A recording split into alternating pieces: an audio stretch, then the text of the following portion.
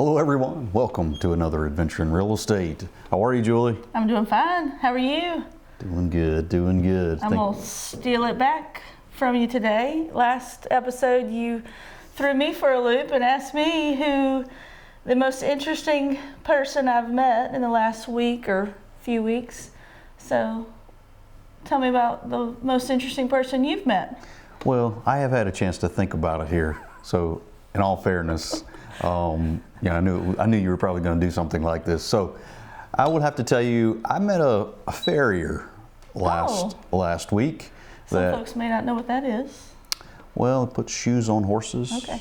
Happened to meet a farrier, and he was a pretty interesting cat. So that's probably going to rank right up there as far as in the last week, the most interesting person that I have met. So, but in the world of real estate, you just never know what you're going to run across. So this is episode 2 of the people we're going to meet, right? Yeah. All right. So last time we met 4. We're going to have 4 more interesting people that you will meet in the home buying process here. I think the first one we got coming up is old Go-Go Gadget.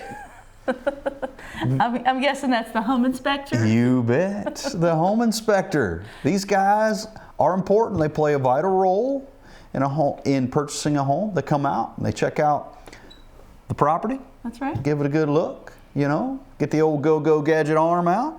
They're going to climb on the roof, climb in the crawl space, or crawl in the crawl space, not climb in. Sometimes they climb in. It just depends on the crawl. Open up whatever they can. And I do want to note, home inspections are very important. However, a home inspector cannot catch 100% of what's wrong. So they're going to give you a pretty good idea, a good skim over of the whole house, more than a skim over, but they're going to inspect the house to the best that they can. But obviously, home ownership, sometimes things are going to come up after the fact. So. Well, and they give you a report. They put together a report for you. A lot of times it has pictures, and it's very detailed and talks a lot about that. And I encourage all of our home buyers to participate in that home inspection process because it gives you a chance to learn where things are located, what inner workings might be going on that might be a little bit unique to your property. So certainly encourage that from that standpoint. And it's always good to be present for that too as a buyer. You bet. So next, Julie, we've got title company. Yes. So very, very important piece of the puzzle here. They're a third party. It's going to come in on behalf of the lender and the buyer. And guess what? They're going to do a little research on the title. That's right.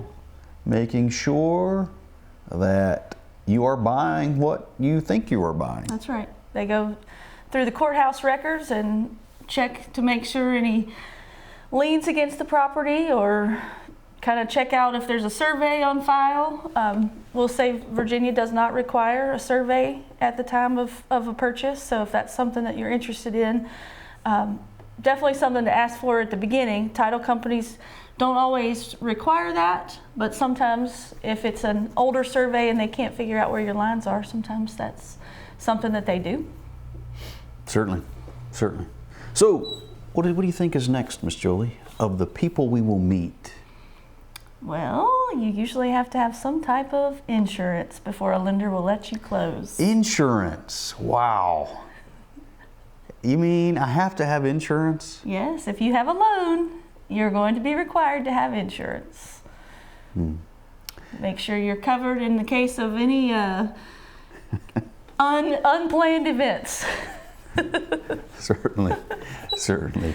And you think about insurance and whether you're a fan or not, unfortunately, in purchasing a home, you have got to purchase insurance. Your lender's going to require it if you're getting a loan. Yes. So, and last but not least, on the people that we meet, closing. Got to talk to a closing attorney or closing officer. Sometimes this could be a title company. Sometimes it can be an attorney. It's all in whatever the preference is of the buyer and the seller. You bet. And they're going to Make sure that you get those documents signed in the correct places. Everything gets dated and initialed Right. accordingly.